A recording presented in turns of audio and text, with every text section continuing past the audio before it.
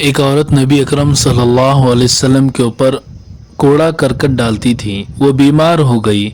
उसकी बेटी तीमारदारी करती थी। उनके घर में कोई मर्द नहीं था। उनका हाल पूछने वाला कोई नहीं था। वो माँ बेटी तकलीफ़ वाला वक्त गुजार रही थी। करीब के लोगों के पास फुर्सत ही नहीं थी कि इन गरीबों के खाने या दवाई के बारे में पूछ लेते। इस परेशानी के आलम में कई दिन गुजर गए।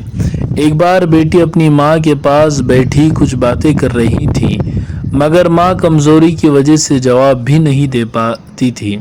इतने में दरवाजे पर दस्तक हुई। माँ ने कहा, बेटी जाओ देखो कौन है। बेटी दरवाजे पर आई और दरवाज़ा खोलकर बाहर देखा। बाहर हुजूर सल्लल्लाहु अलैहि वसल्लम, अबू बकर और उमर रज़ियल्लाहु अन्हुमा के साथ खड़े हैं। वो देखकर बड़ी हैरान हुई।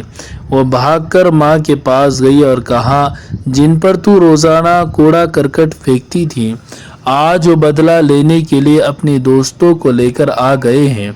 हमारे पल्ले तो कुछ है नहीं, वो तो हमें गला घोंटकर जान से मार देंगे।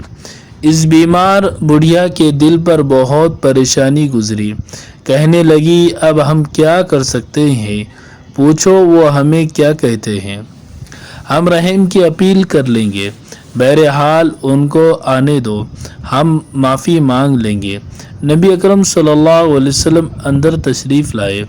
आपने देखा कि उम्मे जमील परेशान हाल होकर बिस्तर पर बैठी है, निगाहें नीची है।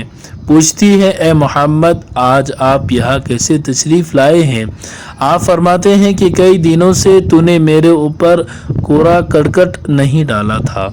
मैंने लोगों से पूछा कि इसकी वजह क्या है।